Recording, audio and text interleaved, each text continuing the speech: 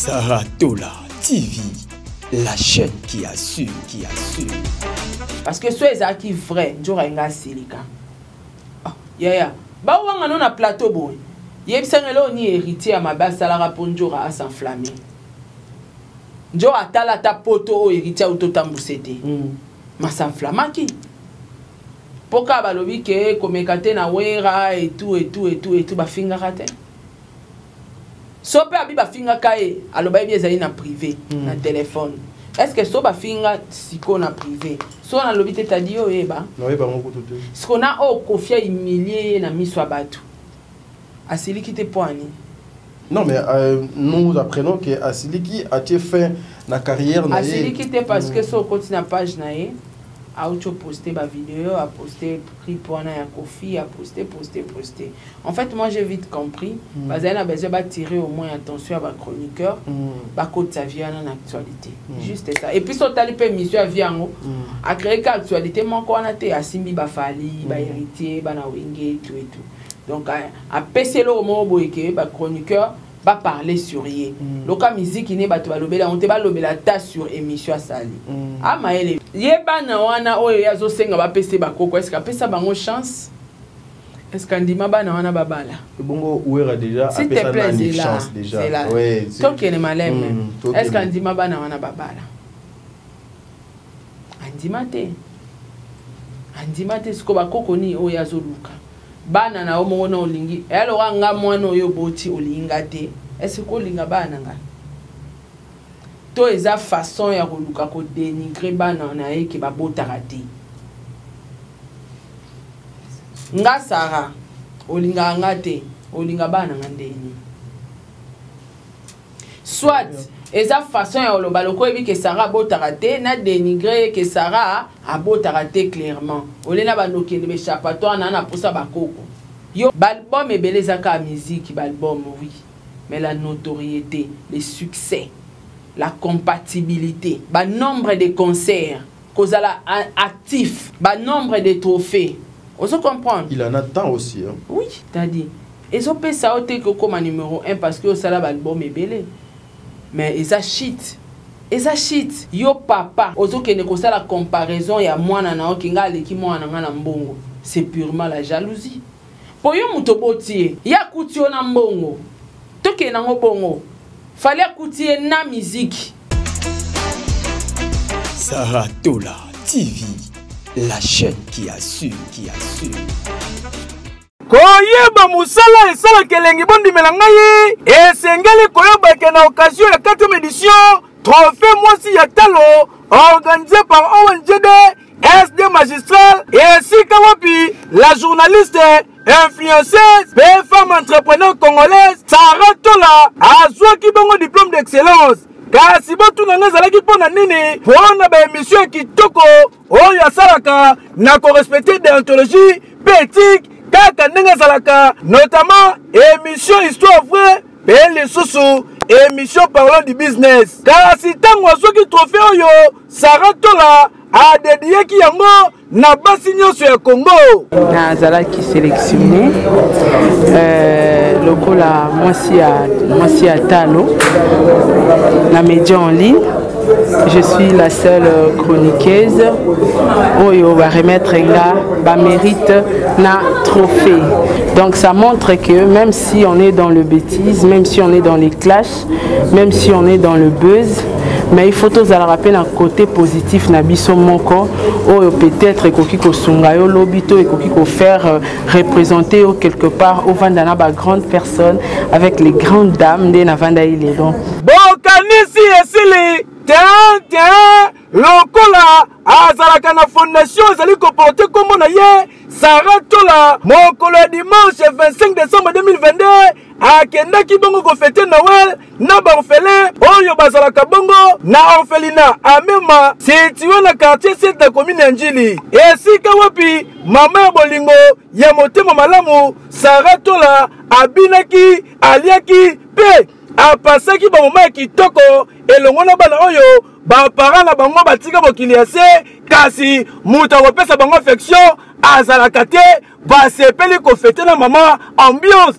ezalaki ya kosakana te kasi bobosana te ke année passée Sarah Tola elongo na fondation na mobimba babimisaka bongo quelques mama na bahôpitaux nyonso wana na susi kaka ya kosunga pe kosalisa Sarah Tola walai ndimelanga ke oza ya nzambe mapamoli na nzela na yo basi ya boye nde kongo eza nango mposa mpo na développement ke yo oui.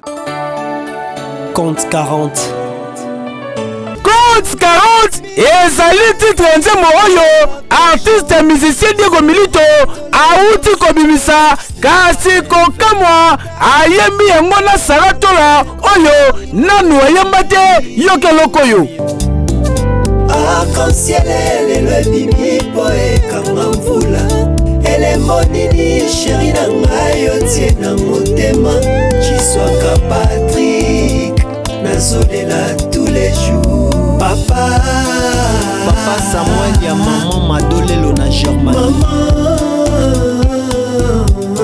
tala bon consommer déjà compte 40 pour eza déjà disponible na marché de disques payé na ba plateforme nyonso boyoka po eza na bakunga danger eza na clip ya qualité musala esalemi kitoko Diego Milito bayembaka nde boye po olakisi expérience ndenge oyembisi Sarah Tola oyo nanu atikala koyemba te mais abimisi son ya qualité pe respecter ba note vocale kaka ndenge ezalaka ke yo oui compte 40 client nanga c'est yo fournisseur quarantaine nanga c'est yo les clous et les marteaux chapelle na bamoupe chrétien repenti confession Gina c'est bolingwa amatu Patrick Chiswaka. Did somebody say that Majabu Gospel is coming to the United States? Yes, Majabu Gospel is coming to America. Pour la toute première fois, Majabu Gospel aux États-Unis d'Amérique. On the 16th of January, it is happening in Portland, Maine. An amazing, life-changing and epic concert. Et le 23 janvier 2022, bien sûr, à Dallas, Texas. Je peux m'imaginer combien la gloire de Dieu sera présente. For 2022 is gonna be glorious. The whole Majabu Gospel team will be there. And we cannot wait to share this moment with you. Retenez ça très bien. Le 16 janvier 2022, nous sommes à Portland, Maine. Et le 23 janvier 2022, à Dallas, Texas. Invite a friend, save these 2 dates, because you don't want to miss it. And I hope to see you there. Soyez bénis.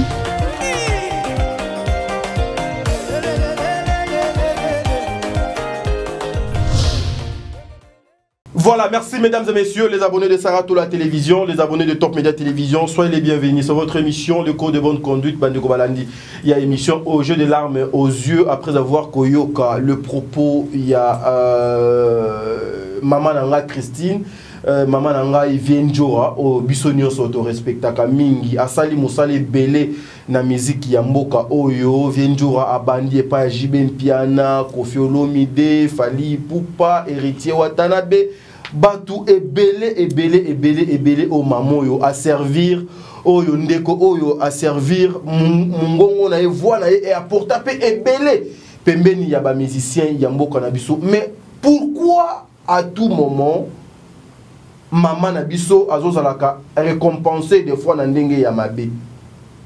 Personnellement, je n'ai pas eu le temps de parler avec Vienjora parce que biso des fois, on ne nous permet pas des émissions na bango lorsqu'on demande babo yaka parce que bazala déjà na batu o basalaka na bango ba émission mais au moins babola mu na bango ba effort na bango o ba pierre na bango ba portaka pembeni ya ba musicien na ba aura na bango biso to mona kango tozalaka ba témoin vivant. Qu'est-ce qui se passe exactement entre Kofi Olomide et Vienjora? Ou qu'est-ce qui s'est passé pour le lot et komatina niveau oyo? Et comme Eli Bomoni Naba etando eke makambo eza ebele Fali Poupa aussi ne sera pas épargné sur cette émission. Je m'excuse, Fali Poupa et puis notre papa aussi Kofi Olomide, avec tout le respect que je vous dois papa. vous ne serez pas épargné parce qu'on ne peut pas parler de la musique congolaise et ça pour autant que vous il y a les gens que vous êtes Nzambe azala nabino vous serez sentir nabino parce que tout ça la analyse peut-être na makambo bino bozo kozela na réalité bino boyebi. Merci na bon délivre azali na sima caméra. Merci beaucoup na prophète Ezekiel ou azali awa. Merci pour na assistance na yo. Un grand merci aussi à papa Lito parce que ceux qui n'ont liété au lupi et logo ya kulia. T'es là Sarah. Ceux qui ont liété. Au moni intro. T'es là. Au moni intro. Maman. Ça va te coûter cher. Au moni à place toza toi na. Son ebiseka. Toza na centre ville. Daddy. Toza na centre. Daddy. Au moni intro salelinga. Son obina na deliver sambusela ngayo siko ko regretter. Yoka s'il vous plaît. Ngaza yote muto bonsanda kuno po ba fiso ba yeba kendaka te. Ozoyoka. Donc nga o bananga babo soko liete ba nga na lete nga lia na tongo te donc o baye na ngane na baye nde folo ba na mikone ngwana batu ba mona ga tadi o bala to uti ko potana no émission mo a oloti ka to sa émission o bani ba soko uti ko liate ba dia yo o bongisi nda kuno na intérêt ni poso bana basi baye balula ka bambetu balala ka bambetu baza na courage kuto okete bala batu ba vandara 2 jours 3 jours na ndaku na o wala sikozo kosaka ta monsi abana yoka ta monsi abana na moni neti lelo pena nzoto isabela biete tata monsi abana lobi na tongo penza na kote loka lobi na tongo to nyata taba analyse de biso mibale e kosala biso bia nga ba flash de sekiti ba fleche zo kita la kula oza lolango ainga ozo selanga ba stress na yo tata mwasi abala ba fleche kiti nanda kula ba fleche zo bata awala lita media tata mwasi abala ba fleche pete zo kita mombaya te moi makamna lo ba sona okosa tata mwasi ba fleche zo kita mombaya vraiment nazo comprendre ba fleche zo kita yo na ndaku no kuna ba fleche zo mata ozo bongisa ndaku osombi split ya sika oche peinture ndaku mombaya pembe ba rideau ya sika et puis yo mona munoko na ozo lobake nde na bongseli ndaku na ngaso mwa mwasi akota za asu na courage obimate. Quelle est ton intention? Ah boni boyeko boni boy osala bango stage bayaka stage pa na yo obongisa ndaku wana po bana basi babimaka te na ide nini wanga na ka bacha video Sarah bonne livre bonne émission okoki chelanga siko chelanga video wana Sarah to banda émission omoni en face na yo pembeni ya initiative plus oya maman livre restaurant ezawana toza centre ville yango na lobiso no liete oza na voiture zela kasi okosenga même ata mutu okosenga ata mutu bakiesi ko zela na lobi boye kata kamera na nga yokana no Sarah zela s'il vous plaît Sarah bala kuna bakota libala kuna gratuit ya bali na ko bala te donc mobile mo za célibataire abongisi ndaku po bana batu so baye bazonga te do so bakoti ba craquer split et puis chose grave c'est-à-dire na wifi donc boyebi wifi ça point faible ba fille ebele Sarah donc bala batu ba yaka non s'il vous plaît tozongana je retire aliaki ngai moko na moni vidéo place Sarah azolia ava aya a abaye wana ezaka mo malili do leki makasi yao soki pe mo ezate na longoli on apesio dolati yango baya yango obaye ao yango ekelenga ba infraction oyo allié et puis moi je vu babilo ko allié na tongo bande ko balandi boende to banda émission na biso mais restaurant eza ao oko ça peut commande na pesi numéro non zela na yoka na nute Sarah yoka Sarah yoka bakozwa numéro ba bengi basala kapé ou soit to bengi Belvi Kondi yekutu bana na ye ba déplacer ka so to bengi ba kozwa na fufu na légumes oyo liaka na poisson pe na ba kanyango mo makasi pilipili ebele Belvi akoti na oto kota libala so wapi desamba mobimba okoti libala so wapi we muntu munene matama minene libanje ngali nyoso ngali ale tata mwasi bana ba flèche nyoso etali la se ale kula ba flèche mati ça va la rater. Tata mosi, moi la ni obota. Yango au comité de niveau des livres a manqué de respect que yé à l'ékinga. Des livres na bana.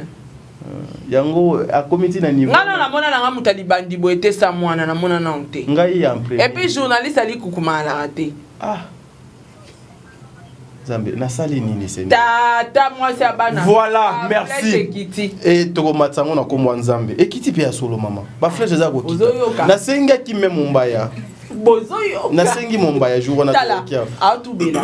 Donc na sengi mumbaya na deme. Na sala ne. Maman ina deme témoin. Yango na sengi kutu besoin même ata lien ya émission na nga tshilanga na communauté na yo et matilanga ba flèche veneza ya okita moi ta moro yo oh zo ki a vacances. Voilà, to ban émission papa. Nanda ko ba flèche da ko mata solo bika bon to ban émission. Ndaku nanga pena quand ba flèche da ko mata. Ba flèche da nanga ko mata sans problème. Ba flèche pena ça va donc. Kiti kala musala. Musala ne ba flèche kiti maman. C'est bon. Nzamba songa. Voilà, merci beaucoup bande ko balandi boyende to banda émission na biso avec Sarah Tola mais ezalaka bien avant de commencer le travail, il faut manger. Ou il faut retirer quelque chose. S'il vous plaît, Oyokate, on a posé ça l'émission toté. Non, mais c'est ici. Retiré. On a retiré. Parce qu'on ne sait jamais ni écouter. On a posé ça l'émission toté. Je retire. Ok. Merci beaucoup. Voilà, Bandeko Balandi, c'est comme ça que nous allons commencer avec notre émission. Bandeko. Na linga bino mingi po na yebete bozala kawana po na kolanda émission au le code de bonne conduite au biso toyaka ici pour faire les analyses et pour vous apporter des bonnes choses au bino bolinga ka s'occuper aux akana besoin ya koseka avec nous au seka s'occuper aux akana besoin ya kolongola stress biso to kolongola yo stress toyaka kosala ki impolitesse ou copier-coller ya makambo moko boete yango omoni tozalaka tout autour de nous pour na kobima libanda te et créer biso ba problème te et créer biso polémique te. Supportez-nous comme ça. Sarah Tola, aujourd'hui la toute première question, milliers yaba musiciens Sarah. Lorsque tu regardes milliers yaba musiciens, toi aussi tu viens de là. Et beaucoup de personnes ba lobaete ingratitude des akamaka kuna na ba milliers yaba musiciens. Est-ce que zalakamaka mwa solo ba musiciens ba zalaka ingrat? Pour na moni pe ebele pembeni ya ba musiciens lelo bazo vivre très bien bazo tambola pe na bakar misusu bana mikanda misusu basi na bana bazana poto. Tu peux répondre quoi Sarah? En fait tu as dit pour mes aba musiciens te pour mes arabiso moko. Très bien. To ebi Valère Amusa na bisote to kuma na biso kolanda na basima ba musiciens et puis ba balanda na bongo objectif ezala ka poto. Très bien. Bref, tout le monde a travaillé à côté à musicien. But et l'objectif, c'est l'Europe. Or, cause en Europe, il y a synonyme en bon à la vie. Et il y a un clochard en Europe. Et belé. Tu vas bêtir 4 ans, un poto clochard. Atambola raté, abimakate, mendicité matin, midi, soir. Ce qu'on y a, c'est que les kings abnandé na vaina na kina na la. Toi, les kings na vie bien. Les kings na Salomon. Donc, et ça ka bateau balinga kozala ba ngamba ya ba musicien na complexe ya OK poto yango no moni lelo bango wana pebele ba koma o ba musicien ba bengra ba musicien ba bengra ce ko bolobela bango pourquoi très bien et surtout ba musicien ba na mona mamane le kanaka na Congo na pete na ba Côte d'Ivoire pezalara azuineti makoso ba komi pe mongamba nae alobela kae biso ba soldat na donc ezaka na mona oka mingi kana Congo awa pourquoi likolo complexe à poto ebike ande na lobela fali boye akomi manga pe poto donc voilà. Est-ce que être star ou vedette est synonyme d'avoir de personnes mal polies, les impolis pembe na yo po ba fingela ga yo ba pour bayaka ko répondre batou ceux qui likambu moko boye et se présenter ou ebimi ou conflit mo boye sur le plan professionnel ou privé ozana ba soldat na yo bayaka ko fingela yo ba ndenge to mona ka ebele ba analyste o ba l'équipe biso na ko sala ba analyse ndenge nini ba exposer ka ba finga ka ba loba ka makambo batou ba chroniqueuse na ba chroniqueur ebele baza awa na mboka na biso. Est-ce que être vedette est synonyme d'avoir des gens très impolis tout autour na yo pour fingela yo batou? Oui, la musique à Congo, déjà que les musiciens faut impoli. Voilà musique à Congo. Très bien. Les musiciens faut tentir rebelle, choko makasi.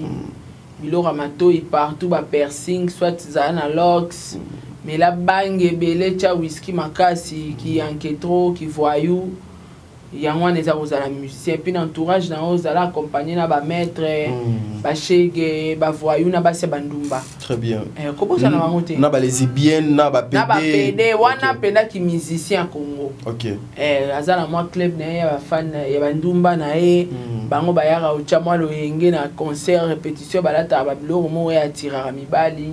Koto pa na moi ba PD na e ba bimara na ba boss ba mécène koto paza ba pomba na ba saela ke ba mission betelanga mission wana betelanga journaliste wana donc bazwa ba catégorie nyonso ya bata mabe nde ba kota pe na media ba lukasko ba impoli pe ya media OK soit atali ana rando na yango synonyme ozala artiste congolais. Très bien, mais aujourd'hui tu peux aussi réagir par rapport à la question au ezoko et posa makaebele qui est ba musicien pe mboka na biso bazali base ya ba conflit ebele entre ba journalistes donc entre eux donc entre les journalistes et ba musiciens bazali base ya ba séparation na ba na makambo nyonso mabe ezoko entourer ba professionnels ya médias lelo et puis les musiciens sont parmi bateau bazoko détruire mœurs pe médias ya mboko.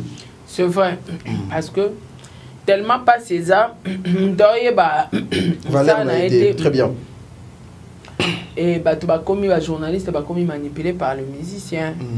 Donc musicien comme une facilité à otinda wana problème na yekuna clashelenga sur mutuana nous peut batinda raté mais yo monde ya journaliste bi keti bazunganga na mutu na tangate na finga akabatu mais ti musicien wa contacter nga na travailler na c'est que ça pour na fingela ke batu. Très bien. Donc ba musicien na biso t'a dit bazo contribuer makasi na barando nyonso presque te nyonso ya ba journaliste na ya télévision na internet. Très bien. Na keno musikate na zui sujet Virginie Manganga. Sko bata fali ba yo défendre. To bata fali tenet ba biso ba juste. To yo défendre. Automatiquement na comme ennemi à Virginie parce que ngana nazaki kana au milieu des villages pour na mutafalité. Mais dès nazaki au milieu du village na soli vérité pour na Virginie. Virginie automatiquement c'est pe anangate ba moto saine. To continue à rendre côté or mutuna yo bobano sola très bien. Voilà. Donc la majorité ya barando ya ba youtubeur nyonso ya ba s'il vous plaît rando ya ba youtubeur nyonso ya rando ya ba ta télévision nyonso et utaka pas ba musicien na autre terme et utaka na makamba banete ba analyse boité et utaka na ba clash te utaka na maramba ki moi c'est na mobile surtout ya makangu na e ta ba boyani na ye akomi nanga ba moya comme na clash nanga comment on finga nga sans cesse donc ba musicien na biso baza base penda ya marambelele surtout le côté nenga question ba rando baza base penda ya barando wana entre biso na ba journaliste à télévision. Très bien, je suivis une émission sur Sarato la télévision où le présentateur ezala king de konanga Thierry Mumbaya na kanisi azana est kuna na mboka bapaya la partie est ya mboka na biso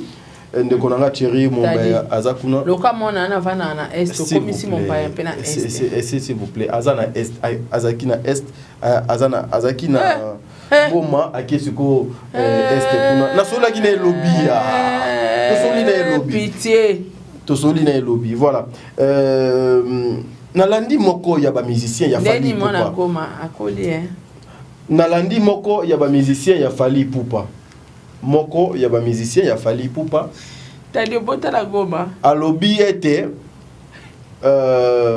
Virginie azala mwasi ya ba musicien nyonso ya Congo. J'ai suivi ça émission na eza epanayo c'est Thierry Mumbaya ayambaki moko ya ba musicien ya Fally. Selon toi en tant qu'une mère est-ce que c'est respecter cette dame à la personne de Virginie qui a œuvré plus de 20 ans dans mon sala il faut qu'on se le dise. Ma Virginie a banda carrière na bien mais à ma grande surprise elle nga sala ne baloba ta carrière na mabe donc bah effort nyonso asala na début ya carrière na ye pendant toutes ces années anga rendre yango zéro ka mpona atterrissage ya mosala na ye nga bebisa carrière donc nyonso malamu asala alinga boma yango ka mpona base moko ya Fally Ipupa. En fait t'as dit les respects so lingi ba respecter yo mo fo bando pesa komi pesa Virginia mama amkola faire na Fally ba niveau na été nenga kuta côté la na faire wana et amamba soni parce que faire amasa na été non mais prendre une part ou défendre Moutou par rapport à Moussala Moya Malamu Azo Sala et Zokipe HT équiparapé HT mais et surtout dans Moussala Yé Azo Sala ça Virginia Komi il fallait un stable père na carrière toi sali moni ba biso mo stabilité to za nango identité mo na nango ba to yebi ke moi c'est Diego Milito ça identité et stabilité ce que yebsa mo ba la Virginia nani yebi jo Virginie tes amis tuna mais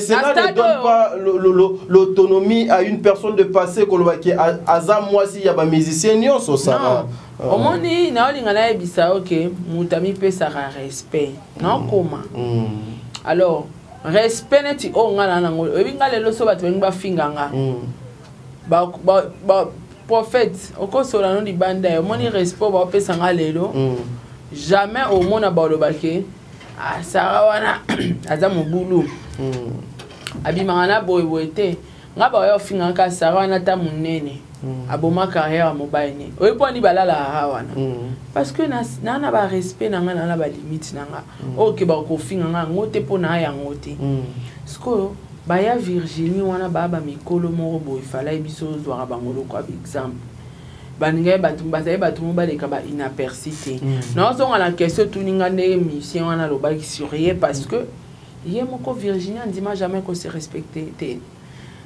identité est important na âge na wana to zela balaka bon to zela botaka na âge Sarah 50 ans d'âge mais déjà peut-être elle a des enfants abota voilà. Abota mais identité soki ezate muswaza na identité te bon là tu so bosoto nyonso mona tangane na zabwe po ani bafinga ngandumba te ba finga ngandumba te parce que on appelle na yokate hein na YouTube mobimba mutafinga ngandumba zate ata mukolo moko yokate mais bana mafinga na bango o ngamo so na vanja na kotangelo nyonso wana bne ratati surtout boma carrière ratarate munene ratarate mukola mobile rat donc bana mafinga OK basuka mais c'est que soko moniti bato ba komi na niveau ya otage sa Virginie qui abimana ba misie toi Congo allez-y comprendre est-ce que ba ko loba na ya mami il est là bon ya mami il est là pas balaté tout citoyen était ma bala pété mais peut-être à balara na passé na e mais les là ça vie na e peut-être à cause na mutu mais to yebi était à balaté pour ani ba autant ya mami il est là bon côté parce que après ça image aluka a imposé respect na e moko boye vous comprendre a imposer yango na média etikala yango bato ba comment respect ba comment respecter ah yo le ki ya mami lela obi ki bato ba comparer na ya mami lela oui a comment exemple pour na bato bébé oh nga ce qu'on a comparé ya mami lela tenga kenda pa Chantal Kanimbo pour nga mona ande Chantal Kanimbo vous comprenez donc ce qui mutako ba comme na niveau fingo ba makamba boye c'est que vous avez légère une fille légère une femme légère vous avez une identité vous avez une position té voilà ba comme tuto ba comme la cho ba kombo nyonso parce que vous avez mobilité très bien alors dans ces cas il fallait une âge na wana ba lora tendance ba se stabiliser na ba jo il peut falloir que se stabiliser le kata jo mo avant de s'épouser parce que nenga zana to lo bataza ngoba itana mbali ape na ba relation ba to sepelarané par ci par là donc c'est que Virginie par moi si kitoko moi si ma bête pour na âge à Virginie wana a dégager la douceur a dégager peu beauté aza kitoko parce que ba mibali wana o ya zana bangwana ba soirée ka goûter laisser to ba les maris d'autrui Vous comprenez? Donc, c'est normal. Asa mon mobile fixe te, baebi mobile na pété que Alex atabatu que abalanga te mais mobile nanga désormais yeo ezate. Moi so abali na te ba ofinge ndumbati. Voilà, moi j'aime le respect s'impose bandeko balandi. Nous devons et puis so tali bien atanga ki pena ba kombo. Ouais, mais moi là, je suis limité à Kotanga Bakombo wana, mais je viens juste Tozawana avant to kota na sujet ya Vienjora parce que kuna pena côté Tozo que nos fanda. Pourquoi aujourd'hui Fally Ipupa devient intouchable?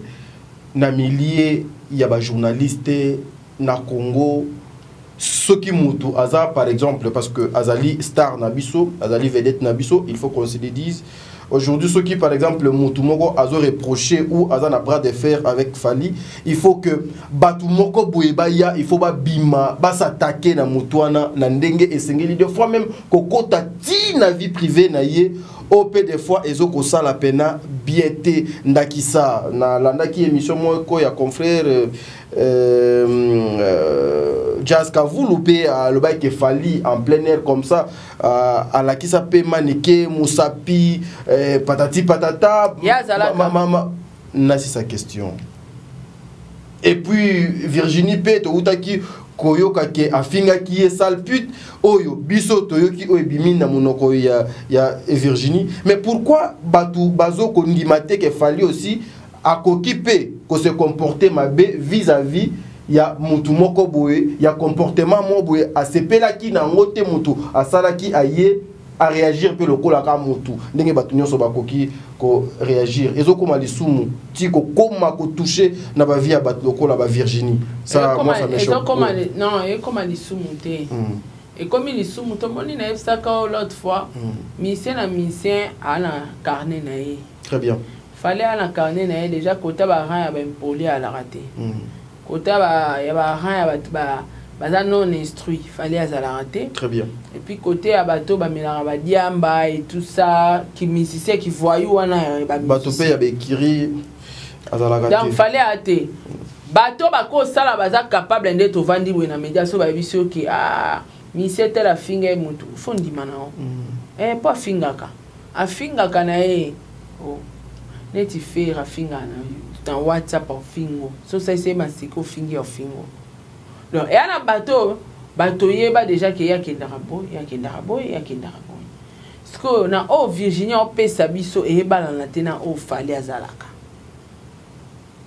juste ça Fally azara a vivre le rôle à moi si dans le sens ami lingaka et puis à l'Olenda ya bangala donc atala ke ande na nga propre na Fally ba aigle ba pété na nga boule na poussa na tie pas Virginie pour na pc gaz ka kipaka tamena le kabon Fally ba jara batu yo mona lora bangi yo mabangi yo te aboyi na ye o partager na yo te a vivre bongo yo sko mona lora Fally you ma sans esprit abangi yo répondre nga aben ko affronter nga ba mise musuba kanisa so fingi Fally répondre te ya mona lora bimi yanke or Fally otala sko place aza na place yo za soka ya lobi liloba lioko obiki samiti liloba lioko kaka ubongi na vie yango abeta yango abimisa slogan ya kakipa kako non mais akipa maniké yo olobela nga na télévision oza en vidéo wana bato ebele bakozala nango te foto loba makambo biso to abapandisa ngotadi foto loba makambo na preuve soki preuve eza te to confirmer te eza baleon di ebima bongo mais où sont les preuves? Pourquoi quand il a fallu et bimaka lokola saint akoki kosala ngote pendant que amutu azape na côté ya kibomutu bien que c'est le seul musicien au Congo où aza mieux entouré. Oui, biso il fallait alingara sala mambo lo bawana. Mani kena Virginie basali mabe koleka Kofi te. Osomona ayo répondre Kofi. Ba manquement respect azo pas héritier à phare. Ya Fabrigas ya phare. Osomona aleki na média yo répondre bango. Ce que bateau ku baba ninga ne ba musicien entre bango répondre à bango te. Akita souti na Virginie. Attendez. Très bien, voilà, mesdames et messieurs. Moi, parenthèse, qui une façon de analyse. Nous sommes l'église au milieu du village. Tokosala musala na biso kana ndenge esengeli. Bandeko balandi bo te na biso rigueur te. Biso tokoya kosala musala ndenge batu nyonso bazo kosala te. Nous devons être comme ça. Dans les sujets toujours il y a qu'on respecter déontologie et éthique ya musala. Tozali bena ba parvenu te. Tozali bena reconnu dans ce qui est kuna okomona que non ngai nazala kana nini na ngai côté kuna sala za kana nini na epe côté kuna ce qui batali na bisika boni il faut que tanga nombre ya ba journaliste ko ce qui ba 40 c'est que biso toza kuna na kati voilà bandeko balandi ya émission oyo na zolinga tukona tuno cette question oyo esalinga pasi o etali vie Njora Saratola. Je pense que au bandiko landa musique là. Vous avez la connaissance sur le porte-parole Balobeli, Yaba musicien. Qu'est-ce que yo oretena et pas ya Vienjora et qu'est-ce que Vienjora azala depuis yo yebaye Vienjora? Bon. Azane ka porte-parole, ça ramsane bien. Ça la marketing bien. Mais sauf qu'aza instable. Instable sur quel plan? L'union soit travailler na bango, les loyo bagarda ba bonne relation te. Et puis à ça la choix travailler na ba grand leader, ba grand orchestre. Normalement kokoza oaza lelo te fala za loka ba Sankara. Soko ta mona poto eza pona muto atwata on travailler na été loke héritier wata. Mais héritier quand même en son genre mais ma poto. Très bien. Mais babé bana pesusu. Donc to lo ba mission wana tout ba mabé. Tout le bakaba mission na tout ba bengra mission à respecter à mutu ndenge okum love so oza mwasi ya musicien to musicien dengi yo faut kumba est logique so kumbi na na kistar na yo wana memo mami. Alors Christine Kisinjora azali na façon moko zo kumbela musala na ya zo mema mo bien te ya mo na zaka jibe ba bebani kofi ba bebani fali ba bebani aotambola oyenga yenga. Sko lelo soki na kofi baza sous-store travailler pendant point d'interrogation fin de carrière. Donc soyi lelo yo tozuneti ba bande on biso nani Barojengandu te wa wenge nani Sankara ba Sankara d'écoute. La patience paye.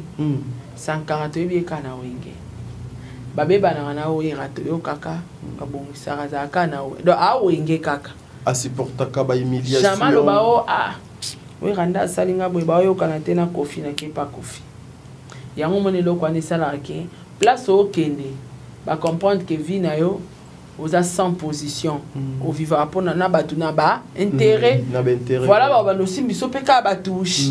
No simbiso ba touche. Voilà ce qui se passe avec Njora. Est-ce que aujourd'hui, Tozalika n'a pas rumeur parce que jusque là, moi personnellement, je n'ai pas eu le temps, bien qu'il y ait Sengaki, maman Njora, n'a invité Yémen.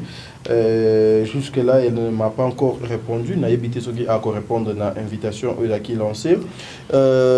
Lorsque Kofi passe na plateau Mokoboé sur une émission. Batangi kombo ya Vienjora alobite ba kombo wana otangi kotangi la kanga ngote na émission nanga kotanga kayangote. Est-ce que ekoki pe kozala humiliation ko diminuer moto yo ozo travailler na ye? Eza humiliation timisia fonctionne ndengo wana tandi. Ministère sera bien humilié ou humilié au tina suka penza oleli. Abeta 12 te ya humiliaka. En fait nga ponanga vieux wana abimisi banzembo ebi ke sali succès te bato balobeli yango te mais ako créer ne peut base na Njora. Ah OK. Ah nazali kutu même ata na idée te. Ako créer na base parce que ceux qui vrai Njora ngayo lela na média ta sa vidéo ba vidéo Njora lela na ba média a plus mingi base. OK. Ba bi ke kota na actualité Njora sali pe retour na cause a pe ida Njora. Président tanga émission mo ba journaliste ba zo sujet ba no. Et puis ça mon pépé.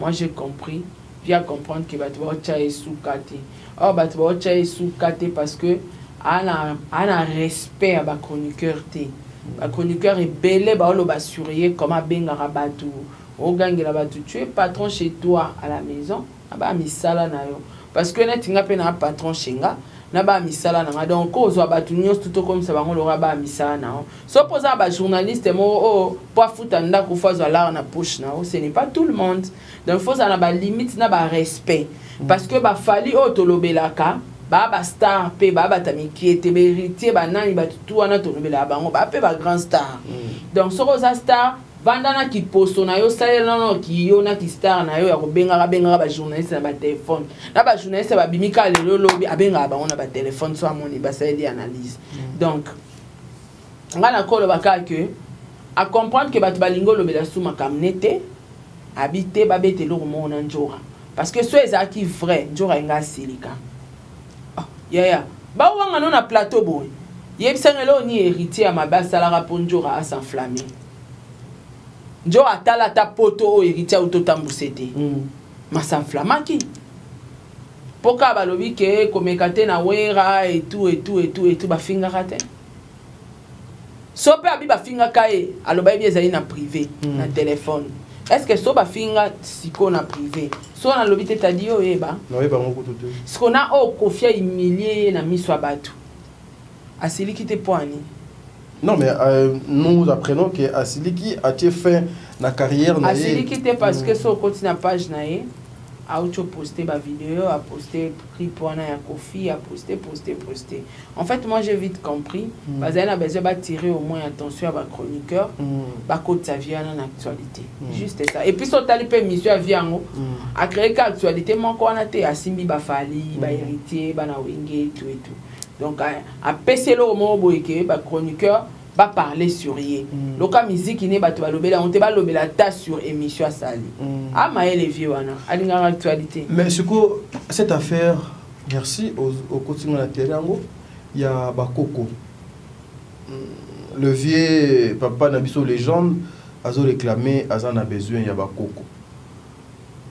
Il faut, afin d'y payer, azota la pe koko ndenge to moni wera son azana ba bina filé azana ba bekam azana ba to belé oh lelo yo zo luka ba koko oh yo soutenir ba koko o soutenir bana no ba bota te ba bala te ba koko ba opese uta sois de réaliste tu cherches des koko yo lingi bana no ba bala te koko nino e aloka ngate matin midi soir tadi bala komba tata mwaso benga nga elata nzoto et alors yote yonga na ibisa ko balo yonde oningi ko bala te oningi ka tatami ta on a ibisa ko tadi bala pesanga batata mwasi ya solo ola itanga na munoko ka tata mwasi ya banu nje ba mari de nuit eza ndenge mote yeba na wana oyo yazo senga ba pese ba koko est-ce que pesa bango chance est-ce qu'andima bana wana babala bongo ouera déjà s'il te plaît une chance déjà ouais tant que les malem est-ce qu'andima bana wana babala andima te siko bakoko ni oyo azoluka bana na omo na olingi alors nga mwana oyo boti olinga te est-ce que olinga bana nga to eza façon ya koluka ko dénigrer bana na ye ke babotaka te nga Sarah olinga ngate olinga bana ngandeni soit eza façon ya oloba loko ebi ke Sarah botaka te na dénigrer ke Sarah abotaka te clairement olena banokende be chapatoire na posa bakoko yo nga mo olinga ngate osana bakoko na bakoko ni o comprendre et puis bakoko wana za s'adresser na nani quartier latin il y a eu plusieurs musiciens basé belé. Est-ce que so lelo balakisi koko moko ya Bourompe la passe à la rapport orchestre à soutenir ye a luka ba on passe na baoni Bourompe la koko ni te azaka na orchestre po bana ngo babimate sosko balakisi ki harmonie petio a musicien o azaka musicien Bourompe la sko après en ça nini Sam tu topé azaka na orchestre il pas un orchestre. Sko auza koko mwana Sam Chintu wana ausa nini. On comprend. Très bien. Donc Kofi Ade na bani bele. eza ka fali te po vision akofi ya vision afali te but aosala musique yaka obimisa musique ena obimisa bakoko okomi kuna nde kasi tosolola te but ya musique eza musique ebima baalbum ebima ndenge obeta tolo baalbum mais eza te ke musique ebima bakoko mpe babima to bana babima non. Et puis il faut que fallait préciser à groupe d'accompagnement à Koko Foula comme toi Koko Foula te bango bazo accompagner ils sont payés pour ça.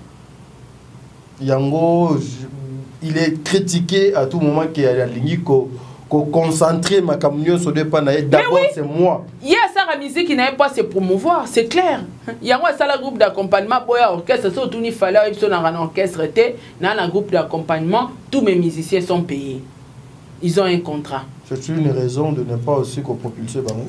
Te propulser bango ndeni. Après ça ba msu banjembo ateta di yo ba propulser neni. Hein? Ba propulser neni, fallait azana label nae. Auto pesa bango pe banjembo ati. Fallait ça sundeni. Yé moko na nu papa wana zoluka bakoko. Azana combien de musiciens oyo lelo yo ka fali mutayo kanara. Aluka pe bourreau. Soit azana posa bakoko a propulser sous bourreau a soutenir rien. Na soleil. Soleil azawana. Modogo. Non, c'est la méchanceté. En fait, langage wana abwakela onka fali mabosani kabota bana be na quartier latin. Et vision na eza vision falite. Fallait avoir un groupe d'accompagnement, un orchestre. Très bien, merci beaucoup Sarah Tola. Quand on a maloba ya légende na soit qui peut les sous moi question mon boué. Il réclame toujours cette place. La première place où on a ezoko revenir naïe et parce qu'il a plus de 24 albums et puis à l'OBP deuxième Azaka na 10 albums ya Pamba et puis Azape Kaka na kati ya quartier latin. Ce qui veut dire il s'oppose, il y a un number one, il y a Fali Poupa Oyo Azalelo, il faut qu'on se le dise. Yemuto Azali Motona Yambo. Est-ce que la musique être numéro 1 Azali par rapport à ba album ou bien par rapport il y a ce que vous apportez dans la culture Yambo Kanabino? Tadina les gars Michael Jackson na succès de son vivant. Michael Jackson utile le pas na succès. Moutazate. Webi Michael Jackson a kufa na combien d'albums? Combien? Pendant tout ce temps succès ça là les sarabat ba kufa ka ba katara bila. Maintenant les gars il a succès oui. 5. Oh. Michael Jackson a 5 albums. Donc tolo basko bato ba salara ba album ebele na Amérique ba les gars Michael Jackson na succès na notoriété. 5 albums seulement. Ouh. OK. Mazaki numéro 1 en Amérique, c'était Michael Jackson. Alors à Jésus. Michael a 5 albums. Ba paf de di baleka ki na album ba nani ba te bele baleka ki na ba nombre d'albums ba Arkeli bango tout. Mais c'était Michael Jackson. À cause d'un album ebele, il a accès PC numéro 1. À cause d'un album ebele mais PC a numéro 1. L'album est belé zaka musique, l'album oui, mais la notoriété, le succès, la compatibilité, le nombre de concerts, cause à la actif, le nombre de trophées. On se comprend. Il en a tant aussi. Hein. Oui, t'as dit. Ils ont fait ça comme numéro 1 parce que ça l'album est belé, mais ils achètent. Ils achètent. Yo papa ozoke ne kosa la comparaison ya mwana na okinga aleki mwana na mbongo, c'est purement la jalousie. Po yo mutobotie ya kutio na mbongo toke na mbongo fallait kutie na musique abamisa de album avant fallait kota mu quartier latin siko ba ko kalandeli na album. Papa moko a 8 ans penda ya la comparaison na mwana nae. C'est purement la jalousie. Mais ce qui est... Parce que si on le sur Fali, si manango, so kabatangi Fali Poupa, oui Babakisani, l'ancien musicien de quartier latin de Kofi. Et ça est Sengoka juste ya papa. Marc nayo ezaka na likola Fali. Au moins pas succès nya so Fali au sala na vie. Et ils a toujours accompagné na combat Kofi. Et sa fierté na pourquoi pour ça comparaison on a qui na album ebele, ya za na album mukie, sur base de quoi? Est-ce que le nombre d'albums on a des autres bon, l'album en et puis c'est disque d'or. On a mis Azana combien? Ya, token on a un nombre d'albums on a azula un disque d'or. Azula un streaming élevé. Atekaka. A outi po bimisati. Tocha on a formule 7. To beta masula pati ya passé té. Ezo beta beta hein. To beta masote yolo. To ça ba analyse bazo baté. Ezo beta parce que total na streaming. Lelo t'a dit so vous informé té. Ba tu vas comment juger ba musicien na streaming, vente na ba maison de disques. Pokala bonne connaissance. Yango na expliquer yo. Au moins la population ba kenda kotala ngo na streaming. Na population batala ngo na streaming tété. Na population batala ngo na YouTube. Na terrain. Et puis batala ngo na terrain déjà. Wana batu batala yo ba yo qualifié au milieu du village parce que sur côté TikTok du début jusqu'à la fin, ils ont qu'à former cette. À ta challenge mon ko izo lekate. Baka na kata formule 7. Donc, moi na oyo boti a osala eza loka ninga dasa na ngaza boy. Azuita msu relève ya média a komi ba place on na commenter. Parce un bon matin na zui kit na bando expliquer batou combien d'émissions a sala na vie o adasa salati. Bolobani na bandako. Tala maman o jalouse.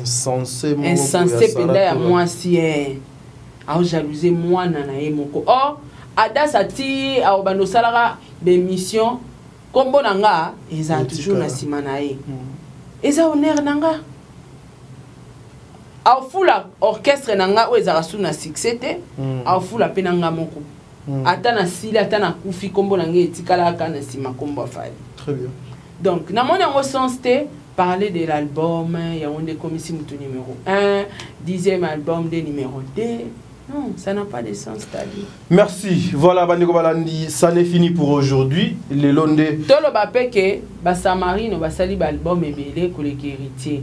Tola lipe tola muki lobi tobi ke Samarino le héritier. Non, ça n'a pas de sens. Et ça a un sens te Samarino. T'as dit ça a un sens te. Bano ba embela biso banzemba ba pomba o bazape ba misa ba blo na ba pamba. Do ba ko bimisama tibine mo bo esali succès kangi kongo neti fumbwa mwela. Ai na batanga wana pe mutu pasale miso fumbwa mwela aleki mutu tel na succès. To za la batut. Mais na lingi koto umela si je en parce que je sais que zali si je moko ba ngambu moto koti ba interprétation nango ezalaka vraiment histoire yo changer té fallait assumaka fallait supporter balobake azara mwana ya Kofi. Mais pourquoi Kofi a supporté té que baloba fallait aza numéro 1 lelo na musique à Congo et choqué pourquoi? Mais Kofi c'est un bon papa. Bato bakoza a choqué za bana wenge belé papa na asungi bango na bakoko kutu mususu ya wenge asungi bango parce que alika détruit wera. Non. Par intérêt. Bana ni mo asunga bango te. Non. C'est une façon de propulser la musique. Dala na keno musika te. Mwana ya yo oboti. Au foutele minerva te mo foutela mwana ba voisin au côté ni na mutu. Voilà, merci, ça n'est fini pour aujourd'hui mesdames et messieurs. Tokutani Balasima, analyse Moussouza Sika. Merci.